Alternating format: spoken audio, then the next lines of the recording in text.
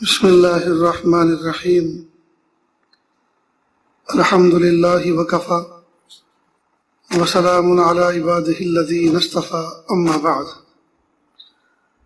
اعوذ باللہ من الشیطان الرجیم بسم اللہ الرحمن الرحیم یوم لا ينفع مال ولا بنون الا من اتى اللہ بقلب سلیم سبحان ربک رب العزت عما یصفون وسلام علی المرسلین والحمد للہ رب العالمین اللہم صل علی سیدنا محمد وعلی آل سیدنا محمد مبارک وسلم اللہم صل علی سیدنا محمد وعلی آل سیدنا محمد مبارک وسلم اللہم صل علی سیدنا محمد وعلی آل سیدنا محمد مبارک وسلم۔ ماہ رمضان مبارک کی 19 تاریخ ہے، سن 1441 ہجری ہے۔ مئی مہینے کی 13 تاریخ ہے، سن 2020 عیسوی ہے۔ پورے ملک میں لاک ڈاؤن کا زمانہ ہے، کرونا وائرس کی وبا ہے۔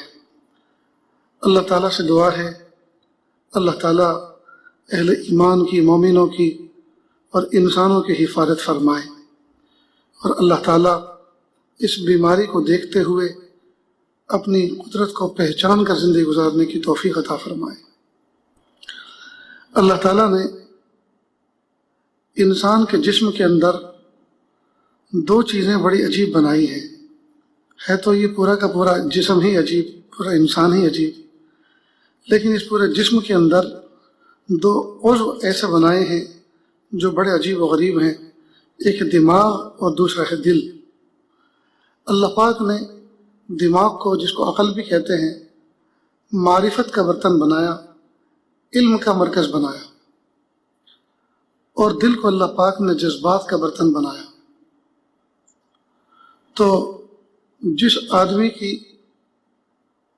کے دماغ میں خلل ہو، اس کو معرفت کا شعور نہیں ہوتا، وہ اللہ کی تو کیا معرفت کرے، اس کو تو اپنی معرفت نہیں ہوتی۔ کھڑے کھڑے پیشاب کر رہا ہے، لیٹے لیٹے بیٹھے بیٹھے پاخانہ کر رہا ہے، اس کو تو اپنے وجود کی معرفت نہیں، وہ اللہ تعالیٰ کی ذات کی کیا معرفت حاصل کرے گا۔ تو یہ معرفت کیوں نہیں ہوتی اس کو؟ اس لیے کہ دماغ میں خلل ہوتا ہے۔ تو اللہ پاک نے انسان کو عقل اور دماغ کا ایسا برتن عطا فرمایا ہے، اس کے ذریعے سے وہ اللہ کی معرفت حاصل کرتا ہے، اللہ کو پہچانتا ہے، اپنے نفع نقصان کو پہچانتا ہے، کائنات کے اندر غور و فکر کرتا ہے، اور اس کو دیکھ کر وہ اللہ تعالیٰ کی قدرت کو جانتا ہے۔ تو دماغ، جس کو عقل بھی کہتے ہیں، اللہ پاک نے یہ علم و معرفت کا برتن بنایا ہے۔ اور دوسرا ہے دل، یہ ہے جذبات کا برتن۔ اس میں محبت کا جذبہ، عداوت کا جذبہ، سخاوت کا جذبہ، انتقام کا جذبہ، یہ سارے کے سارے جذبات اٹھتے ہیں دل کے اندر۔ اور عجیب بات ہے، دینی اسلامی نقطہ نظر سے دل بادشاہ ہے اور عقل اس کی وزیر ہے۔ اللہ رب العزت نے دل کو اپنی محبت کی جگہ بنایا ہے۔ انسان کو چاہیے کہ اس دل کا خیال رکھے، اس کے اندر پاکیزہ خواہشات، پاکیزہ جذبات تو ابھرنے دے، لیکن ناپاک جذبات کو خاطر میں نہ لائے اور ان کی پرورش نہ کرے، ان کو جگہ نہ دے، ان سے دل کو پاک صاف کر کے رکھے۔ اگر کبھی اس طرح کے جذبات آتے بھی ہیں تو ان کو ٹھہرنے کا، اسٹے کا موقع نہ دے، اس لیے کہ اگر وہ ٹھہرے اور ان کا قیام ہوا تو یقیناً پھر وہ رنگ دکھائیں گے، گل کھلائیں گے۔ اس لیے اپنے جذبات کو آدمی پاک رکھے۔ اب یہ دل، جس کو حدیث پاک میں محبوب صلی اللہ علیہ وسلم فرمایا کہ انسان کے اللہ پاک نے سینے میں گوشت کا ایک لوتھڑا رکھا ہے، اذا صلحت صلح الجسد کلہ، جب تک وہ ٹھیک ٹھاک رہتا ہے تو پورا جسم ٹھیک ٹھاک رہتا ہے، واذا فسدت فسد الجسد کلہ، اور جب وہ فاسد ہو جاتا ہے، بگڑ جاتا ہے، تو پورا جسم کا نظام بگڑ جاتا ہے۔ اس لیے کسی نے کہا، دل کے بگاڑ ہی سے بگڑتا ہے آدمی، جس نے اسے سنوار لیا وہ سنور گیا۔ تو اللہ پاک نے دل کو سنوارنے کے لیے حکم دیا ہے۔ اللہ رب العزت نے دل کا خیال رکھنے کے لیے اور دل پر اپنی توجہ کی نگرانی رکھنے کے لیے اللہ رب العزت نے انسان کو مکلف کیا ہے۔ اب جب یہ خراب ہو جاتا ہے تو یہ صاف کیسے ہوتا ہے؟ یاد رکھیں، جب کبھی بیڈ شیٹ گندی ہو جاتی ہے، پلنگ کی چادر میلی اور خراب ہو جاتی ہے تو ہم اس کو پھینکا نہیں کرتے بلکہ اس کو دھو لیا کرتے ہیں۔ ٹھیک اسی طرح جب دل گناہ کا ارتکاب کر کے، گندے جذبات پر عمل کر کے جب یہ میلا ہو جاتا ہے تو اس دل کو بھی پاک کرنے اور صاف کرنے کا اللہ نے طریقہ بتایا ہے، اور وہ یہ ہے کہ آدمی ندامت کے اشک بہائے اور ندامت کے اشک بہا کر اس کو پاک و صاف کر لے۔ اللہ پاک نے ایک نظام بنایا، اس دنیا کے اندر اللہ رب العزت نے انبیاء کرام کو بھیجا اور انبیاء کرام کے متبعین کو اللہ پاک نے رکھا، اور سب سے آخر میں محبوب صلی اللہ علیہ وسلم کو دنیا میں مبعوث فرمایا، اور محبوب صلی اللہ علیہ وسلم کے دنیا سے پردہ فرمانے کے بعد اللہ رب العزت نے محبوب کو ایسے کھیپ اور ایسی جماعت پیدا عطا فرمائی جو صبح قیامت تک جس کا سلسلہ چلتا رہے گا، اور وہ انفاس قدسیہ اس امت کے علماء اور صلحاء ہیں۔ وہ ان دلوں کے اوپر باخبر ہوتے ہیں، دلوں کے بھیدوں کو جانتے ہیں اللہ کے فضل سے، اور دلوں کے اندر جو بیماریاں ہوتی ہیں وہ ان کا علاج کرتے ہیں۔ وہ دلوں کے جاسوس ہوتے ہیں، وہ باتوں سے اندازہ لگا لیتے ہیں کہ دل میں کیا چل رہا ہے، وہ کلام سے اندازہ لگا لیتے ہیں کہ دل میں حرص ہے، طمع ہے، کیا ہے۔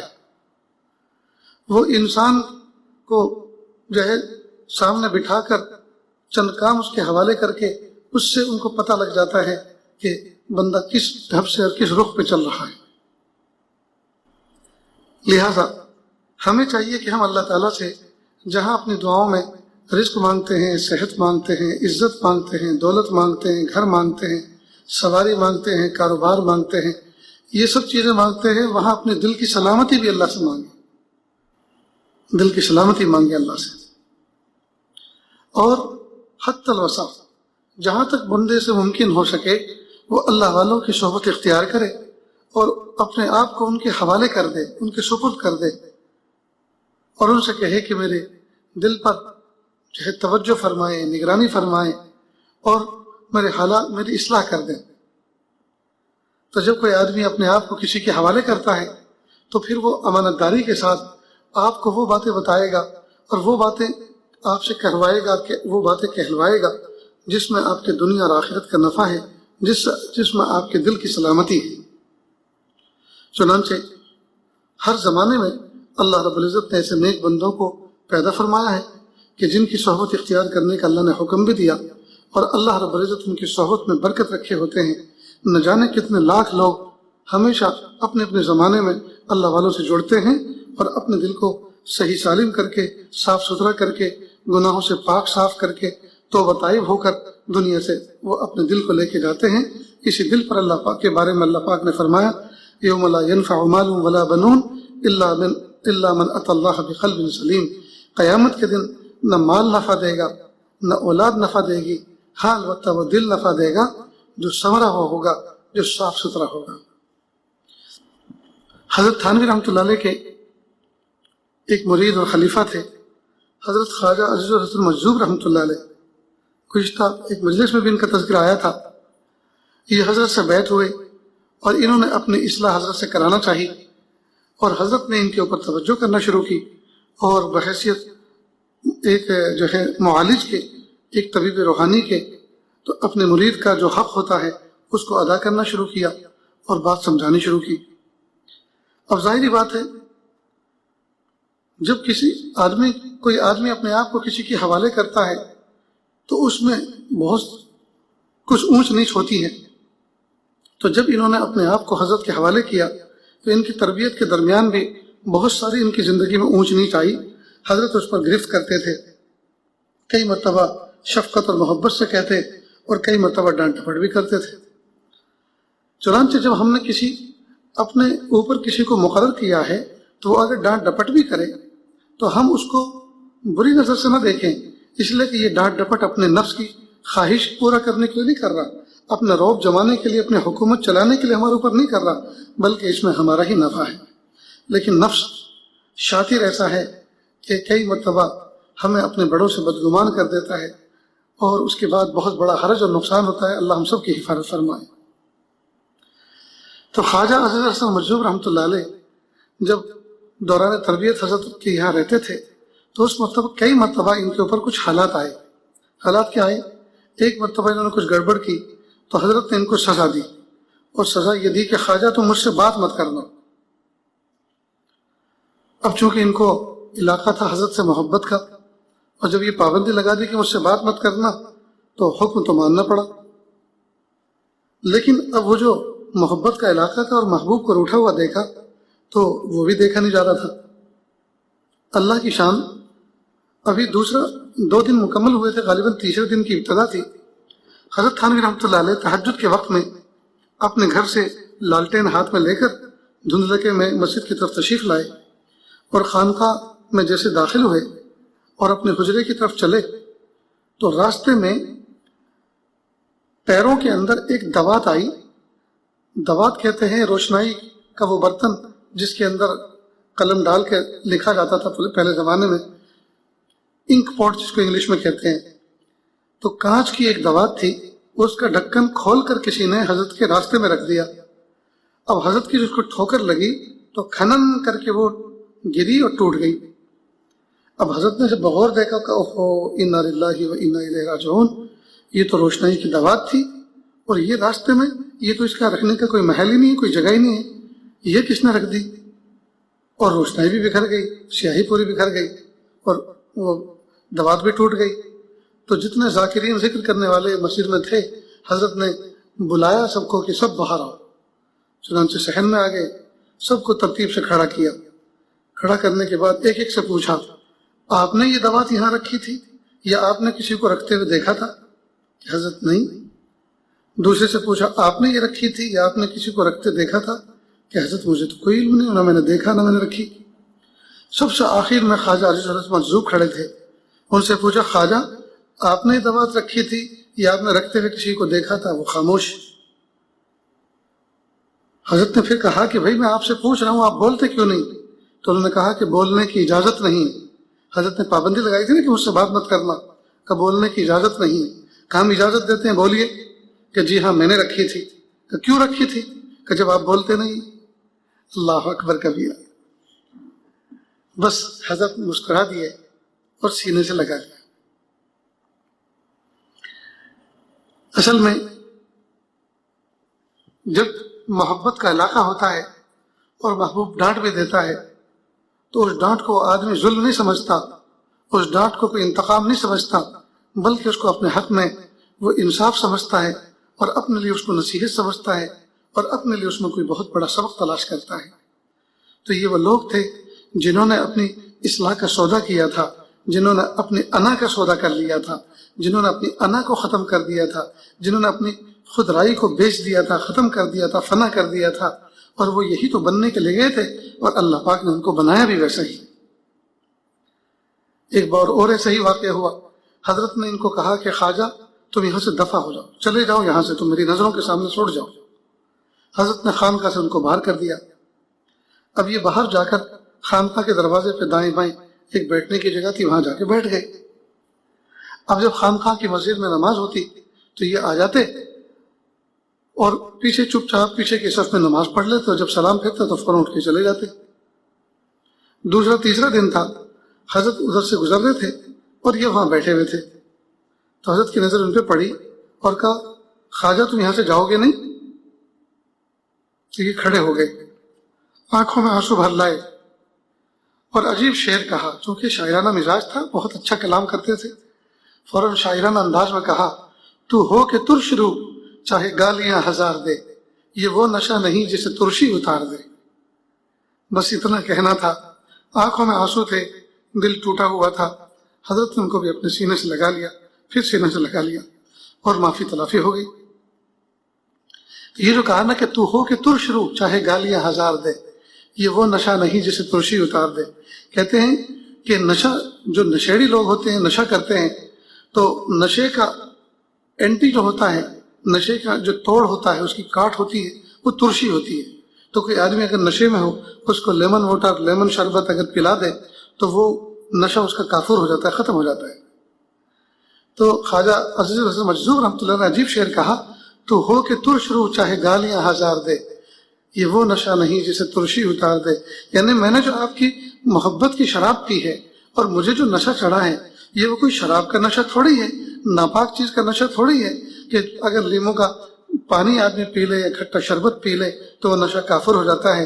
یہ تو محبت کا نشہ ہے، یہ کسی ترشی سے اور کھٹاس سے دور نہیں ہوتا، یہ تو چڑھ چکا ہے، یہ اترنے والا نہیں ہے۔ اب چاہے تم لاٹھی مارو، ڈنڈے مارو، گالی گلوچ کرو، کچھ بھی کرو، مجھے تو آپ کی محبت کا علاقہ حاصل ہو چکا ہے۔ تو یہ لوگ تھے جنہوں نے اپنے دلوں کی اصلاح کرائی اور اپنے آپ کو اس طرح سے فنا کیا، قدموں میں جو ہے اپنے آپ کو ڈال دیا۔ اس لیے ہمیں بھی اللہ تعالیٰ سے دعا کرنی چاہیے کہ پیارے اللہ ہمیں بھی کوئی ایسی مربی عطا فرما، اور جو مربی اللہ آپ نے ہمیں عطا فرما رکھے ہیں وہ اگر ہماری تربیت کے خاطر اگر وہ ہمیں کچھ اونچ نیچ بھی کرتے ہیں، وہ اگر کوئی ایسی بات بھی کہتے ہیں جس سے ہمارے دل پر آرے چلے، جس سے ہمارا دل ٹوٹے، تو ہم ہرگز دل برداشتہ نہ ہو، بلکہ سوچیں کہ اسی دل کے ٹوٹنے میں تو ہو اللہ تعالیٰ کی محبت ملنے والی ہے۔ اسی کو تو کسی نے کہا، علامہ اقبال نے کہا، نہ چھپا چھپا کے رکھی سے یہ آئینہ ہے وہ آئینہ کہ ٹوٹ جائے تو ہے عزیز تر نگاہ آئینہ ساز میں۔ دنیا کے آئینے، دنیا کے مرر جس میں چہرہ دیکھا جاتا ہے، وہ ہوتے ہیں جو جب تک صحیح سالم ہو تو ان کو دیوار پر ہینگ کر کے رکھا جاتا ہے، دیوار پر اونچی جگہ پہ ان کو رکھا جاتا ہے جی، اور اس میں آدمی اپنے آپ کو مینٹین کرتا ہے، لیکن اگر ٹوٹ جائے تو اس کو کوڑے کے ڈھیر پہ پھینک دیا جاتا ہے۔ لیکن دل یہ وہ آئینہ ہے کہ جب یہ ٹوٹ جاتا ہے تو جو اس کا صانع ہے، جو اس کا بنانے والا ہے، جو اس کا کاریگر ہے، اس کی نظر میں یہ ٹوٹا ہوا آئینہ قابل قدر ہوتا ہے۔ دنیا کا آئینہ بنانے والا اگر آئینہ ٹوٹ جائے تو بنانے والا خود اپنے ہاتھوں سے پھینک دیتا ہے کوڑے کے ڈھیر پر، لیکن دل وہ آئینہ ہے کہ اس کا بنانے والا رب جب یہ ٹوٹتا ہے تو اس رب کے نزدیک یہ ٹوٹا ہوا دل بہت زیادہ قیمتی ہوتا ہے۔ تو جب غم آتے ہیں، جب فکریں آتی ہیں، جب انسان کے اوپر صبر آزما حالات آتے ہیں تو اس پر دل پر بیتتی ہے، دل ٹوٹتا ہے، اور جب دل ٹوٹتا ہے تو ٹوٹے ہوئے دل پر اللہ کی رحمت برستی ہے۔ حضرت حکیم اختر صاحب رحمۃ اللہ علیہ نے عجیب مثال فرمائی کہ جب آدمی گناہ کے کسی موقع سے گزرتا ہے، مثال کے طور پر بازار سے گزر رہا ہے اور وہاں کوئی خوبرو عورت ہے، مرد ادھر سے گزر رہے ہیں، اب عورت کو مرد کے دیکھنے کا شوق اور مرد کو عورتوں کو دیکھنے کا شوق، لیکن اگر یہ انسان یہ سوچ لے، اگر یہ مرد عورت یہ سوچ لیں کہ نہیں ان کو نہیں دیکھنا، ان کو نہیں دیکھنا، اللہ ناراض ہو جائیں گے، تو اس وقت دل بہت ٹوٹتا ہے، بہت ٹوٹتا ہے، اس پر آرے چلتے ہیں، زخم لگتے ہیں۔ اللہ تعالیٰ ان زخموں کو اپنی محبت کے مرہم سے پر کرتے ہیں اور اپنا تعلق عطا فرماتے ہیں، اپنا تعلق عطا فرماتے ہیں۔ تو ہم اپنے دل کی فکر کریں، ہم اپنے دل کی اصلاح کی فکر کریں، اس کے اندر وہ ناپاک چیزیں، وہ غلط چیزیں جو اس دل کے برتن کو خراب کرتی ہیں اور اس دل کے اصل منشے کو ختم کرتی ہیں، خراب کرتی ہیں، ان تمام چیزوں سے اللہ سے توبہ کریں، ان سے اللہ تعالیٰ سے دفاع مانگیں اور ان کو دور کرنے کی پوری کوشش کریں، اس کے لیے تدبیریں کریں۔ اس کے لیے کتابیں بھی لکھی ہوئی ہیں ڈھیر ساری، اس کے لیے اللہ پاک نے ہر دور کے اندر ایسے افراد پیدا فرمائے ہیں جن کی باتوں کے اندر ایسی تاثیر ہوتی ہے، جب وہ دو بات محبت سے کہہ دیتے ہیں، اللہ تعالیٰ اللہ تعالیٰ دل کو سنوار دیتے ہیں، دل کو روشن فرما دیتے ہیں اور دل میں اللہ اجالا فرما دیتے ہیں۔ چنانچہ ہر دور کے اندر اللہ کے نیک بندوں کے پاس ہزاروں کی تعداد میں لوگ جڑے ہیں، اور جڑنے کا مقصد صرف یہی ہوتا تھا کہ وہ اپنے دل کو بنا لیں، دل کو اس قابل بنا لیں کہ وہ اللہ کے سامنے اس کو پیش کر سکے۔ یہ عاجز کہا کرتا ہے کہ آج کے اس دور میں بھرے بازار کے اندر پیر کے ناخن سے لے کے سر کے بال تک جسم کو راحت دینے والا سامان، اس سے بازار بھرے پڑے ہیں، دکانیں بھری پڑی ہیں۔ پیر کے ناخن سے لے کے سر کے بال تک جسم کی راحت پہنچانے والا سامان ہر دکان پر دستیاب ہے، لیکن دل کو راحت پہنچانے والا سامان کسی ایک دکان پہ بھی اویلیبل نہیں ہے، کسی ایک دکان پہ بھی دستیاب نہیں ہے۔ بلکہ یوں کہا جائے پوری دنیا کے بازار دل کو ویران کرنے کے سامان سے بھرے پڑے ہیں، لیکن دل کو آباد کرنے والا سامان کسی ایک دکان پہ بھی دستیاب نہیں۔ تو دل کو آباد کرنے کا سامان کہاں ملتا ہے؟ یہ اللہ والوں کی دکان پر ملتا ہے، جو دوائی دل بیچتے ہیں۔ اللہ والوں کی دکان جو ہے وہ دوائی دل بیچنے کی دکان ہوتی ہے۔ اس لیے ہمیں چاہیے ہم اللہ والوں کی صحبت میں اختیار کریں اور وہاں سے اپنے دل کی دوا لیں۔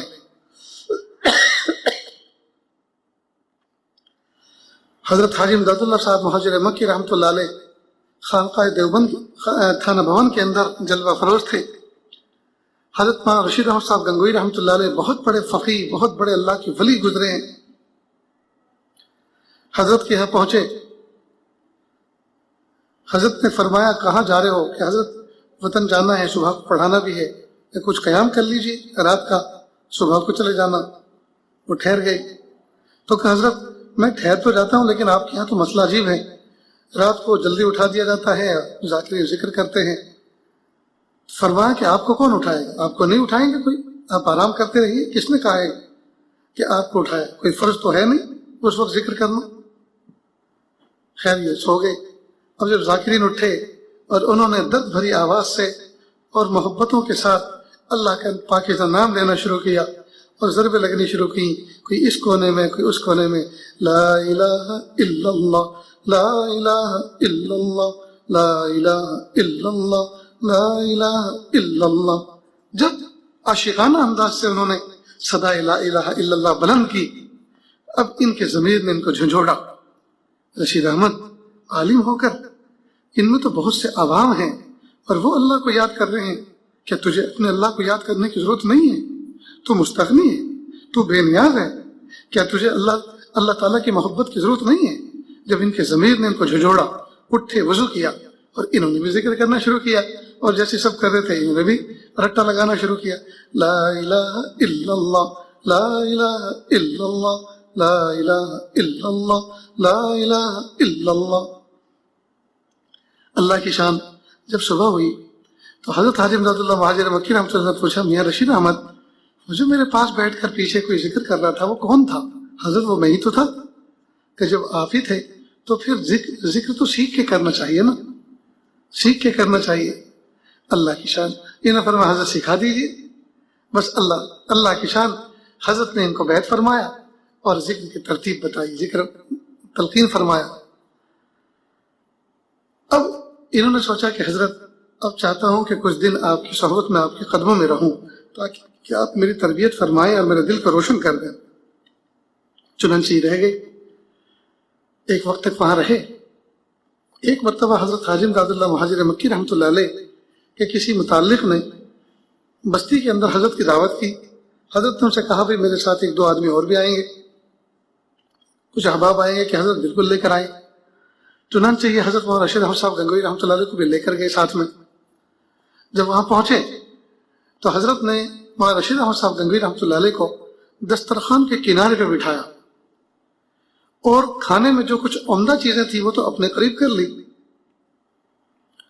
اور ایک روٹی پر بوٹی رکھ کر یا ایک پلیٹ میں یا برتن میں دال رکھ کر ایک طرف کو کہا، میاں رشید احمد ادھر کنارے بیٹھ کے کھا لو۔ آج کا جو اگر کوئی مرید ہوتا تو وہ اپنے شیخ سے بیعت ہی توڑ دیتا اور وہ کہتا کہ شیخ میں عدل نہیں ہے، انصاف نہیں ہے۔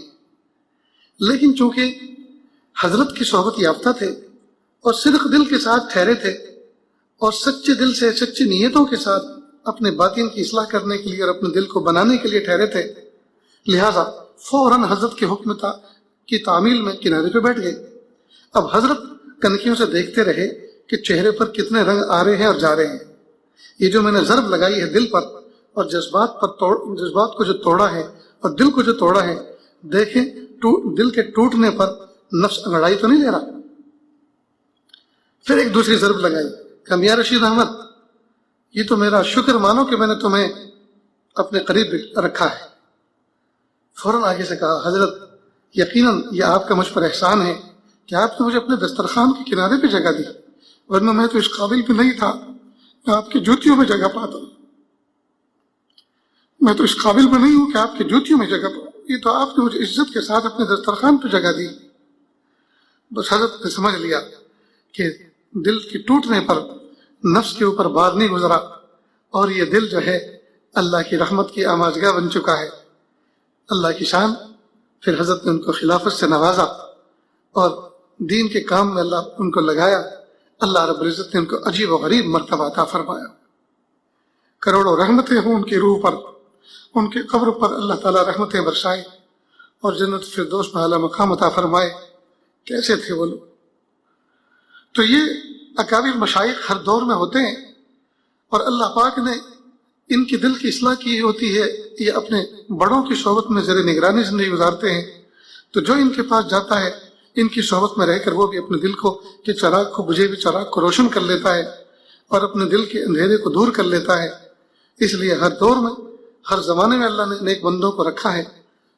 عوام کو چاہیے، بندوں کو چاہیے کہ وہ ایسے لوگوں سے نتھی ہو کر رہیں، جڑ کر رہیں، اس لیے کہ یہ وہ آگ ہے، دل کی آگ وہ آگ ہے جو جلتی نہیں بلکہ جلائی جاتی ہے۔ کسی جلتے ہوئے دل کے پاس اپنا دل رکھ دے، یہ چراغ، یہ آگ لگتی نہیں، لگائی جاتی ہے۔ اس لیے ہمیں چاہیے کہ ہم اپنے دور کے بزرگوں سے اور مشائخ سے فائدہ اٹھائیں اور اپنے دل کی بدگمانیوں کو دور کریں اور اپنے دل کو نیک جذبات کی آماجگاہ بنائیں اور برے جذبات سے اللہ تعالیٰ سے سچی توبہ کریں اور ان کی اصلاح کی کوشش کریں۔ اللہ تعالیٰ کہنے سنت سے زیادہ عمل کی توفیق عطا فرمائے۔ وآخر دعوانا ان الحمد للہ رب العالمین۔ بسم اللہ الرحمن الرحیم۔ الحمد للہ رب العالمین الرحمن الرحیم مالک یوم الدین۔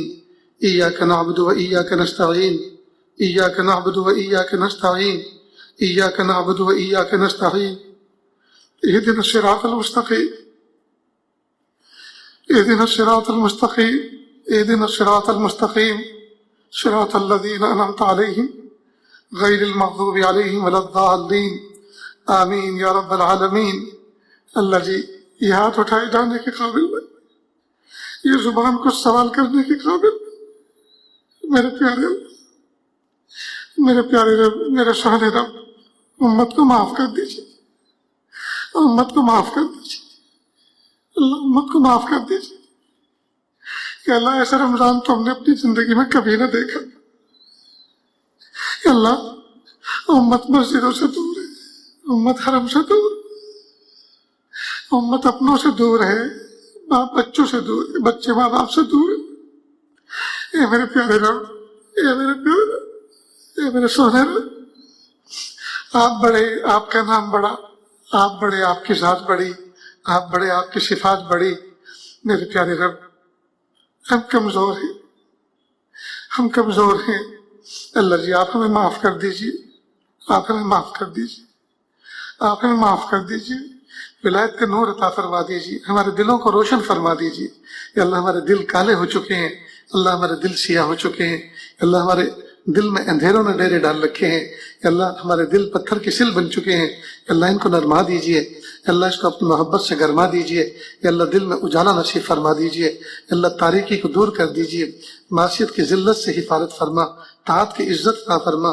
میرے پیارے اللہ، ہم سب کو ایسا بنا دیجیے ہم آپ کو پسند آ جائیں، ہم سب کو ایسا بنا دیجیے ہم آپ کو پسند آ جائیں۔ اے اللہ، 19 رمضان مبارک گزر گئے، آئندہ کل مغفرت کا دوسرا عشرہ پورا ہو جائے گا۔ میرے پیارے اللہ، آپ مغفرت کر دیجیے، پوری امت کی مغفرت کر دیجیے، اللہ امت کی، پوری امت کی مغفرت کر دیجیے، اللہ پوری امت کی مغفرت کر دیجیے۔ اللہ امت کو اچھے کام کرنے کی توفیق عطا فرما، اللہ امت کو برے کاموں سے نکال لیجیے، اللہ بری دلدل سے نکال لیجیے، معصیت کے دلدل سے نکال لیجیے، اللہ طاعت کا ماحول عطا فرما دیجیے، طاعت کی رغبت عطا فرما دیجیے، طاعت کا شوق پیدا فرما دیجیے۔ میرے پیارے اللہ، ہم سب کو ایسا بنا دیجیے ہم آپ کو پسند آ جائیں۔